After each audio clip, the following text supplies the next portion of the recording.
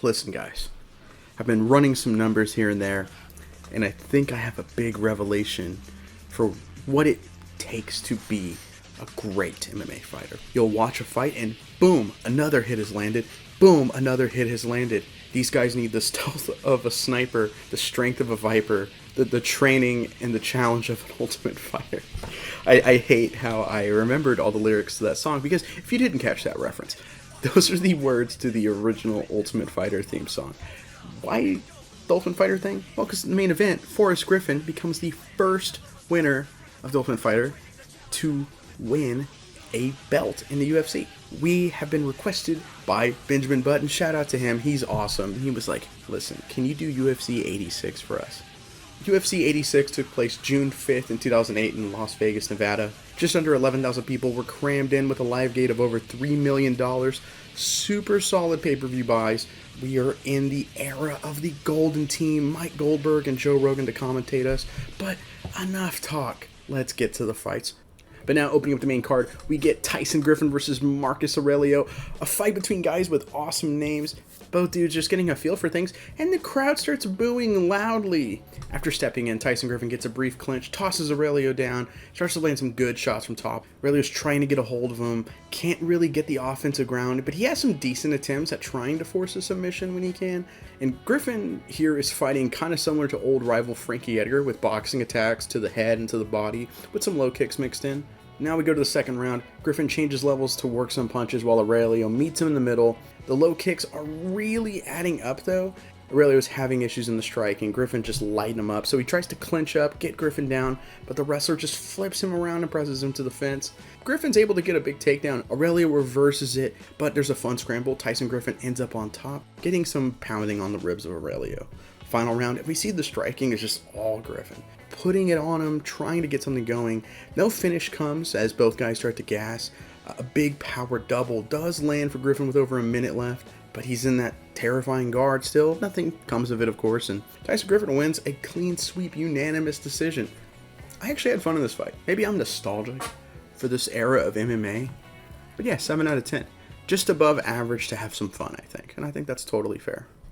Next up, we have one of the most requested guys to see get punched in the face, Josh Koscheck. He's taking on Hidden Hammer alum Chris Lidle.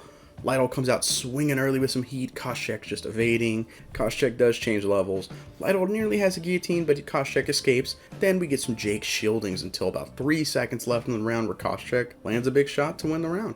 Second round, Koscheck just avoiding the brawl, changes levels, gets Lidle down. Lidle gets back up quick, is able to try and get something, but Koscheck takes him down and avoids another guillotine. Here, Koscheck is able to stack him from half guard, drops some big elbows that slice Lidle up, and Koscheck ends around on top while Lidle looks like he survived a horror movie.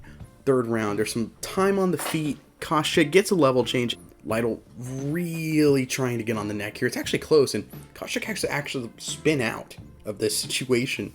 Koscheck does get top position here. More splattering of elbows and some smashings, and weirdly enough, there's a stand-up while Koscheck's landing shots. Lidle trying to make the comeback, and Koscheck is content to just avoid him. Lidle starts to land. Koscheck throws a couple back, but it's not enough, and Koscheck gets a big unanimous decision win. Lidle's toughness is fun to watch, but the fight overall really isn't. 5.5, I think that's kind of fair. Maybe I'm being a little too generous though. Next up, we have a big Hidden Hammer inductee as I get the pleasure of inducting Joe Daddy Stevenson into the Hidden Hammers list. This dude was a barrel of fun, I thought. Good wrestling, good jiu-jitsu, but mainly I love me a good throwback specialist. And this dude had one of the best guillotines out there. And he's taking on jiu-jitsu ace and a big-time boy candidate, Gleason Tebow. Early on, Stevenson lands a good jab while Tebow's looking for a lead uppercut. A good left hand from Tebow, but then Stevenson sits him down with a big shot and jumps on top for a guillotine. Tebow escapes, gets on top with a fun scramble that leads to Stevenson getting to his feet while clinched against the cage. Tebow gets another takedown. Stevenson trying to wall walk up again, and when he works out of the clinch finally, he lands a good left hook on the exit. From here, Stevenson gets a solid takedown. Tebow goes for a really cool omoplata attempt. And Stevenson really can't get out of the position, but he can't escape the submission completely. He's kind of just stuck there. Early on in the second, Stevenson is really putting on the pressure, and he uses it to push T-Bow to the cage where he goes for a takedown. He can't get it. T-Bow goes for another big takedown. Fun scramble. Stevenson gets back up on the feet, and here comes another level change. But this time, Stevenson's ready. Gets a really tight arm in guillotine, which gets the tap. And I honestly love seeing like a specialist in the fight, especially with their trademark move. That's super cool. 6.5 out of 10 though. As the action on the feet, if it was a little bit better, I could go a lot higher, I think, here. Next up, we have our co-main event of the evening with title implications, funny enough, as Patrick Cote, who's on a nice 4-fight win streak, takes on the highly touted Ricardo Almeida. Early on, there's a clinch. Almeida just jumps on him to force guard with Cote bringing him down. Cote gets some space, forces a stand-up. Another clinch. Almeida pushes Cote to the cage. I got some Holly homing. Finally. Almeida gets Cote down. Cote's doing well to survive, not letting Almeida move past his half guard, even if he eats a punch or two here and there. We go to the second round. We see Cote trying to get that right hand going, which Almeida is very wary of. Almeida changes levels, he can't get it, drops to his back, but Cote gets out, forces another stand-up. And I'm gonna just save us some time here. This round has a whole lot of nothing. Some clinching with Almeida trying to get the fight to the ground. Cote's defending. There's only one moment really of note in this round, and that's Cote lands a leaping straight right that knocks Almeida down right at the end. In this last round, it's a lot of plotting, striking. Cote's trying to land a lot, being kind of careful of not getting taken down. Almeida is exhausted, trying to get something working. He does get a leg takedown though. Cote reverses it, ends on top, which wins him the round and the fight for a split decision win. This fight wasn't good at all. 3 out of 10. I'm ready to move on. Can we have something fun? It's the main event of the evening, the reason we're here. Rampage Jackson taking on tough winner and perpetual underdog Forrest Griffin. Now Rampage here. How did he become champion? Well, he was brought in basically so Chuck Liddell could avenge a prior loss. Rampage shocked the world and got a first round KO on him, becomes champ, then beats Dan Henderson to unify the Pride and UFC belts. Forrest, though, he was on a little bit of a hot streak himself. Just came off finishing the #1 ranked light heavyweight in the world in Shogun Rua. This was a chance for him to make a Rocky moment happen. It's pretty clear what the game plan for Forrest is. Stick and move with long punches, attack the legs when he can. Rampage is able to land a good leaping left hand, but he's still taking some hard low kicks. Power punches really coming in from Rampage that wobbles Forrest. Forrest is getting confident, but Rampage times a great uppercut that floors him. Rampage is on top, looking to get the ground and pound going, but Forrest is able to recover and defend himself really well from guard. Rampage still putting big shots on him, and it really stole the round from him.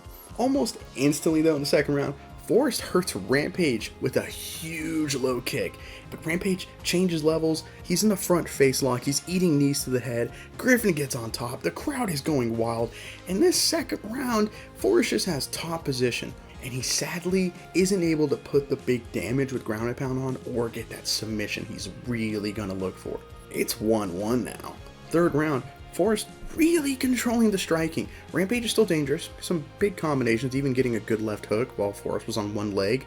Forrest though, he's controlling the range, threatening low kicks if Rampage stands still for too long. Forrest is up 2 rounds to 1.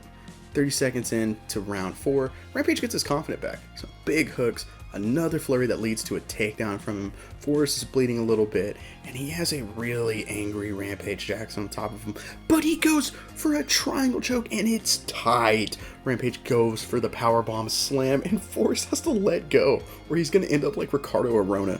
Rampage really isn't able to get anything going on the ground here. He nearly gets caught in an omoplata that Forrest uses to get up on the feet though.